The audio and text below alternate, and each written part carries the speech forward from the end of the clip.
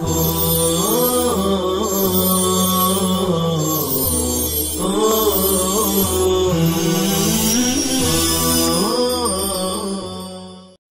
الرحمن الرحیم۔ باب الغسل المسنون، غسل مسنون کا بیان۔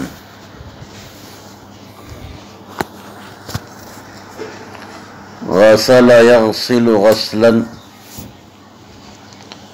غین کی فتح کے ساتھ یہ مصدر ہے، اور بالکسر کسرہ کے ساتھ ما یغسل بہ، جس کے ذریعے سے غسل کیا جاتا ہے، آلہ غسل۔ وبالضم، غسل یہ غسل مخصوص ہے اور یہاں یہی مراد ہے۔ عن ابن عمر رضی اللہ عنہما قال قال رسول اللہ صلی اللہ علیہ وسلم اذا جاء احدكم الجمعة فليغتسل۔ ابن عمر رضی اللہ عنہما سے روایت ہے، انہوں نے فرمایا کہ رسول اکرم صلی اللہ علیہ وسلم نے ارشاد فرمایا، جب تم میں سے کوئی جمعہ کی نماز پڑھنے آئے تو اسے چاہیے کہ غسل کر لے۔ جی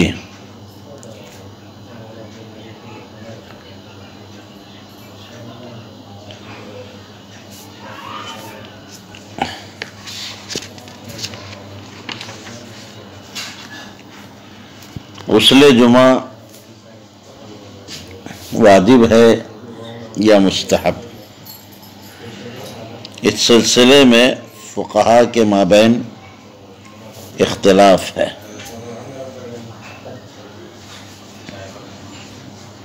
امام مالک رحمۃ اللہ علیہ کے نزدیک غسل جمعہ واجب ہے۔ وہ حضرت عبداللہ بن عمر کی اس حدیث سے استدلال کرتے ہیں۔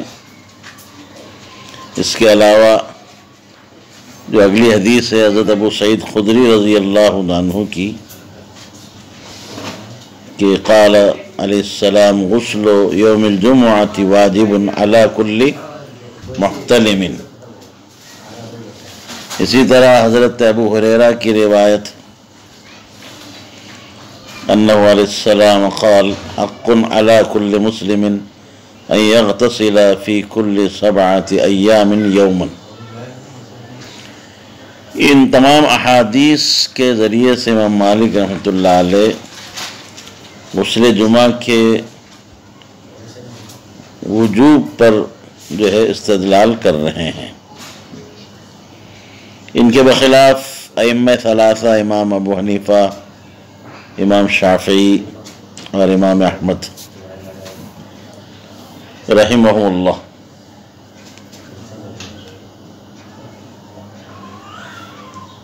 اسی طریقے سے جمہور سلف خلف سب کے نزدیک غسل جمعہ مستحب ہے۔ بلکہ علامہ بیضاوی، قاضی بیضاوی نے تو اس بات کی صراحت کی ہے کہ امام مالک اور ان کے اصحاب کا معروف مسلک بھی یہی ہے۔ ائمہ ثلاثہ کا استدلال حضرت ابو ہریرہ رضی اللہ تعالی عنہ کی اس حدیث سے ہے کہ من توضأ فأحسن الوضوء ثم أتى الجمعة فاستمع وأنصت غفر له ما بين الجمعة إلى الجمعة وزيادة 3 أيام۔ قرطبی فرماتے ہیں کہ اس حدیث میں بجائے غسل کے وضو کا ذکر ہے، اور وضو پر ہی ثواب اور مغفرت کی جو ہے خبر دی گئی، جس سے بات ثابت ہو رہی ہے کہ جمعہ کے دن وضو ہی کافی ہے۔ اگر غسل واجب ہوتا، ضروری ہوتا، تو غسل کا بھی ذکر کیا جاتا۔ حافظ ابن حجر عسقلانی فرماتے ہیں کہ یہ حدیث عدم فرضیت غسل پر سب سے قوی دلیل ہے۔ اسی طرح حضرت سمورہ رضی اللہ تعالی عنہ کی حدیث میں غسل جمعہ کو افضل قرار دیا گیا، من اغتسل فالغسل افضل۔ امام ابو داؤد نے اور احمد اور نسائی نے اس روایت کو ذکر کیا ہے۔ اسی طرح اسی باب کی تیسری فصل میں ایک طویل حدیث آ رہی ہے کہ ان ناسا من اہل العراق جاءوا الى ابن عباس فقالوا اترى الغسل یوم الجمعۃ واجبا، پوچھا کہ جمعہ کے غسل کو آپ واجب سمجھتے ہیں؟ ابن عباس نے فرمایا لا، لکنہ اطہر وخیر لمن اغتسل ومن لم یغتسل فلیس علیہ واجب۔ معلوم ہوا کہ واجب نہیں ہے۔ اب امام مالک نے جن احادیث کو، ابن عمر کی جو حدیث کو انہوں نے استدلال میں پیش کیا ہے فَلْيَغْتَسِلْ، اس میں جو صیغہ امر ہے، ہم ائمہ ثلاثہ کی طرف سے اس کا یہ جواب دیا گیا ہے کہ امر جو ہے یہ وجوب کے لیے نہیں ہے بلکہ ندب کے لیے ہے، استحباب کے لیے۔ قرآن مجید میں بھی ہے وَإِذَا حَلَلْتُمْ فَاصْطَادُوا۔ اسی طریقے سے جو دوسری حدیث پیش کی اس میں واجبن کا لفظ ہے اور حقن کا لفظ ہے، تو یہ واجبن اور حقن جو ہے یہ وجوب شرعی کے معنی میں نہیں ہے بلکہ ثابتن کے معنی میں، اور یہ استحباب کی تاکید مراد ہے۔ جیسے ہم کہتے ہیں رعایت فلان علینا واجبۃ، کیونکہ فلانی کی رعایت ہم پر واجب ہے، واجب کا مطلب ثابت ہے۔ جی علامہ خطابی فرماتے ہیں کہ ان احادیث میں وجوب سے اختیار اور استحباب مراد، جی وجوب فرض مراد نہیں۔ یا یہ بھی کہا گیا ہے کہ یہ حکم وجوبی ابتدا میں تھا، اب منسوخ ہے، کیونکہ غسل جمعہ اس وقت واجب تھا جب صحابہ کرام موٹے موٹے اونی کپڑے پہنتے تھے، مسجد نبوی میں تشریف لاتے تو جگہ کی قلت کی وجہ سے مسجد کے اندر کا ماحول گرم ہو جاتا تھا اور انہی کپڑوں میں پسینے کی وجہ سے بدبو ہو جاتی تھی، اس لیے آن حضور صلی اللہ علیہ وسلم نے غسل کر کے آنے کے لیے فرمایا تھا۔ بعد میں یہ حالات نہیں رہے، اس لیے حکم بھی کیا ہو گیا؟ منسوخ ہو گیا۔ اب ایک مشہور اختلاف ہے، وہ یہ ہے کہ غسل جو ہے یوم جمعہ کے لیے ہے یا صلاۃ جمعہ کے لیے۔ اس میں بھی فقہا کا اختلاف ہے، جیسے کہ حسن بن زیاد رحمۃ اللہ علیہ نے فرمایا کہ احادیث میں غسل جمعہ سے مراد یوم جمعہ کے لیے غسل کرنا ہے، احادیث مطلق وارد ہوئی ہیں۔ امام ابو یوسف نے فرمایا غسل صلاۃ جمعہ کے لیے، کیونکہ ابن عمر کی حدیث میں اذا جاء احدکم الجمعۃ سے یوم جمعہ نہیں بلکہ صلاۃ جمعہ مراد ہے، جمعہ کی نماز ہی کے لیے آیا جاتا ہے، نہ کہ یوم جمعہ کے لیے، اور صحیح بھی یہی ہے۔ اور جو احادیث مطلق ہیں ان میں بھی صلاۃ جمعہ ہی مراد ہے، کیونکہ طہارت جو ہوتی ہے نا وہ قربت ہی کے لیے ہوتی اور وہ باعث اجر ہوتی ہے۔ کسی دن میں خصوصیت نہیں ہے کہ اگر اس دن کے لیے آدمی غسل یا وضو کرے تو محض اس عمل طہارت سے بلا نیت قربت کو ثواب مل جائے۔ دی وعن ابی سعید قال قال رسول اللہ صلی اللہ علیہ وسلم غسل یوم الجمعۃ واجب علی کل محتلم۔ حضرت ابو سعید خدری رضی اللہ عنہ سے روایت ہے کہ نبی کریم صلی اللہ علیہ وسلم فرمایا ہر بالغ پر جمعہ کے روز نہانا واجب ہے۔ ابھی میں نے آپ کو بتایا یہ واجب ثابتن کے معنی میں ہے، جمعہ کے روز غسل ترک کرنا مناسب نہیں ہے۔ یہ ایسا ہی جیسے ہمارے یہاں عام طور پر، جیسے ابھی میں نے مثال دی تھی کہ مستحق کی رعایت کے بارے میں، فلاں شخص کی رعایت ہم پر واجب ہے۔ وجوب سے وہ وجوب نہیں کہ بھئی اگر نہیں کریں گے تو گناہ ہوگا۔ جی، تو استحباب کے حکم مؤقت کے لیے، تاکید کے لیے لفظ واجب کا استعمال کیا گیا۔ وعن ابی ہریرہ قال قال رسول اللہ صلی اللہ علیہ وسلم حق علی کل مسلم ان یغتسل فی کل 7 ایام یوما یغسل فیہ رأسہ وجسدہ، متفق علیہ۔ حضرت ابو ہریرہ رضی اللہ عنہ سے روایت فرماتے ہیں رسول پاک صلی اللہ علیہ وسلم نے ارشاد فرمایا کہ ہر عاقل بالغ مسلمان پر حق ہے، یعنی ثابت اور لازم ہے، لائق ہے کہ ہر ہفتے میں ایک دن یعنی جمعہ کو نہائے اور اپنا سر اور بدن دھوئے۔ الفصل الثانی عن سمرۃ بن جندب قال قال رسول اللہ صلی اللہ علیہ وسلم من توضأ یوم الجمعۃ فبها ونعمت ومن اغتسل فالغسل افضل، رواہ احمد وابو داود والترمذی والنسائی والدارمی۔ حضرت سمرہ بن جندب رضی اللہ عنہ سے روایت ہے کہ نبی کریم صلی اللہ علیہ وسلم فرمایا جس نے جمعہ کے روز وضو ہی کر لیا تو اس نے فرض ادا کیا، اور یہ بہت اچھا فرض ہے، اور جس نے نماز جمعہ کے لیے غسل کیا تو بہت ہی اچھا کیا۔ جی، عن ابی ہریرہ رضی اللہ عنہ قال قال رسول اللہ صلی اللہ علیہ وسلم من غسل میتا فلیغتسل، رواہ ابن ماجہ وزاد احمد والترمذی وابو داود ومن حملہ فلیتوضا۔ حضرت ابو ہریرہ رضی اللہ عنہ سے روایت ہے کہ رسول اکرم صلی اللہ علیہ وسلم فرمایا جس شخص نے مردے کو نہلایا ہو اسے خود بھی نہا لینا چاہیے۔ ابو داؤد نے اس حدیث میں مزید نقل کیا ہے کہ آپ نے یہ فرمایا جو شخص جنازے کو کاندھا دینے کا ارادہ کرے اسے وضو کر لینا چاہیے۔ دیکھیے اس حدیث سے پاک سے ہمیں دو چیزوں کا علم ہو رہا ہے۔ پہلی بات تو یہ ہے کہ جب کوئی کسی میت کو نہلائے تو اسے چاہیے کہ غسل میت سے فارغ ہونے کے بعد خود بھی نہا لے۔ ہو سکتا ہے کہ میت کو غسل دیتے وقت اس کے اوپر چھینٹے وغیرہ پڑے ہوں، پاکی اور صفائی کے لیے نہا لینا مناسب ہے۔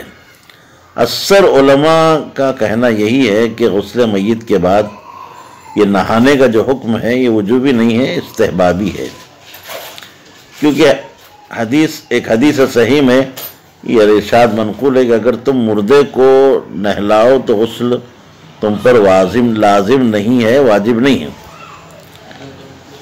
اس حدیث سے دوسری بات جو معلوم ہوئی وہ یہ ہے کہ کوئی شخص جنازے کو اٹھانے کا ارادہ کرے تو اسے وضو کر لینا چاہیے، اور وجہ ظاہر ہے کہ جب کوئی شخص باوضو ہو کر جنازے کو اٹھائے گا تو جب نماز پڑھنے کی جگہ جنازہ رکھا جائے گا اور جنازہ شروع ہوگی تو فوراً نماز میں شریک ہو جائے گا، وہ نماز تو پڑھنی ہی ہے، اس لیے پہلے سے تیار رہے۔ جی، سب اس سلسلے میں تمام جو ہے علماء متفق ہیں کہ سب کی رائے ایک ہی ہے، یہی ہے کہ یہ حکم استحباب کے درجے میں ہے، جنازہ اٹھانے سے پہلے وضو کرنا مستحب ہے، کوئی ضروری واجب نہیں ہے۔ وعن عائشہ ان النبی صلی اللہ علیہ وسلم کان یغتسل من 4 من الجنابۃ ویوم الجمعۃ ومن الحجامۃ ومن غسل المیت، رواہ ابو داود۔ حضرت عائشہ صدیقہ فرماتی ہیں کہ نبی کریم صلی اللہ علیہ وسلم 4 چیزوں کی وجہ سے نہانے کا حکم دیا کرتے تھے، جنابت یعنی ناپاکی کی وجہ سے، جمعہ کے واسطے، اور حجامت یعنی سنگی کھچوانے سے، مردے کو نہلانے سے۔ جی، یعنی ان 4 چیزوں سے جنابت، 4 چیزوں میں سے جو جنابت ہے، ناپاکی غسل، یہ تو فرض ہے، باقی جو کیا ہے مستحب ہے۔ پشنا لگوانے کے بعد، سنگی کھچوانے کے بعد لگوانے، غسل کرنے کا حکم یہ نظافت کے لیے، ستھرائی کے لیے، نہا لینا چاہیے، جو خون وغیرہ لگ گیا اس سے پاکی صفائی حاصل ہو جائے گی۔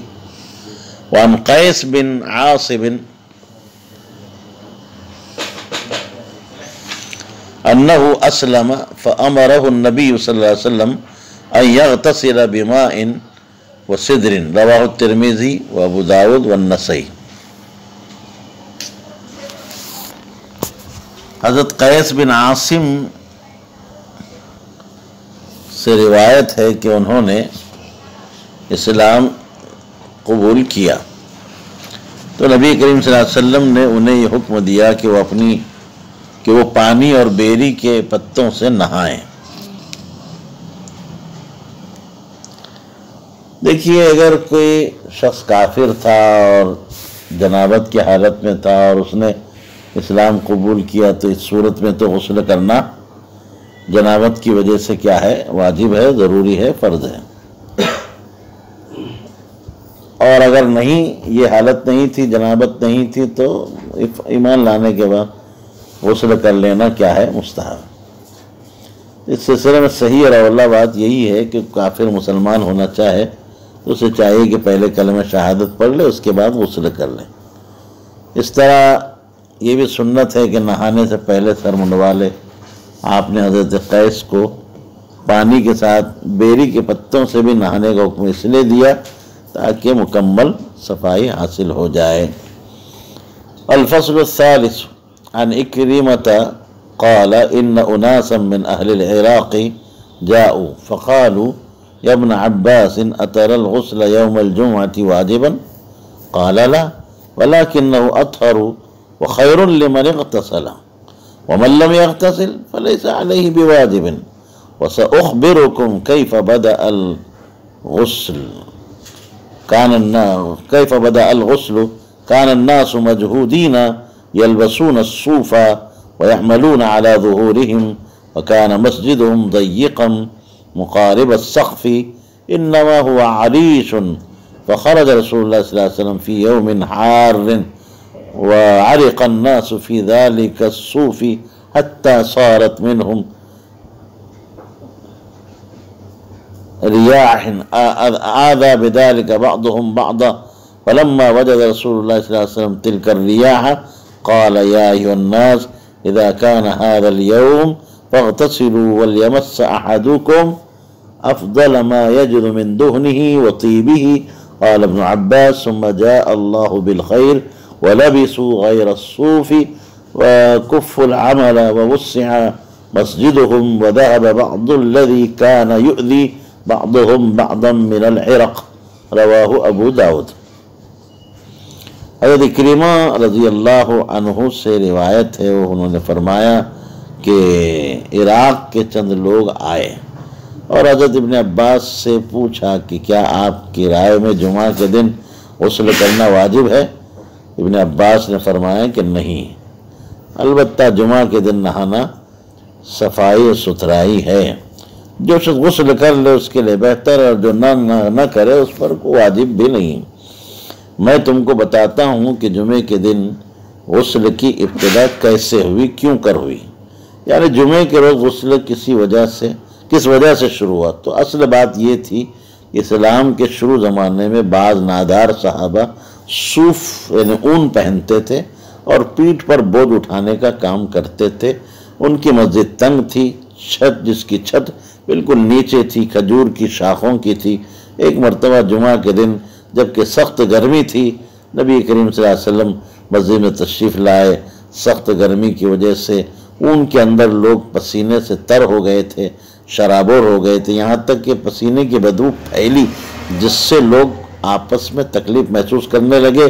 جب آپ صلی اللہ علیہ وسلم کو بدبو کا احساس ہوا تو آپ نے فرمایا کہ لوگوں، جب جمعہ کا دن ہو تو غسل کر لیا کرو، بلکہ تم میں سے جسے تیل یا خوشبو میسر آ جائے تو وہ اسے بھی لگا لیا کرے، یعنی بالوں میں تیل لگائے اور کپڑوں میں خوشبو مثلا عطر وغیرہ۔ حضرت ابن عباس فرماتے کہ اس کے بعد اللہ تعالیٰ نے مال و دولت کی فراوانی کی تو لوگوں نے پھر جو ہے اون پہننا چھوڑ کر عمدہ کپڑے استعمال کرنا شروع کر دیے۔ محنت مشقت کے کام بھی چھوٹ گئے، مسجد بھی وسیع ہو گئی، پسینے کی وجہ سے جو لوگ آپس میں تکلیف ہوتی تھی وہ بھی جاتی رہی۔ یہ سب باتیں میں آپ کو بتا چکا ہوں.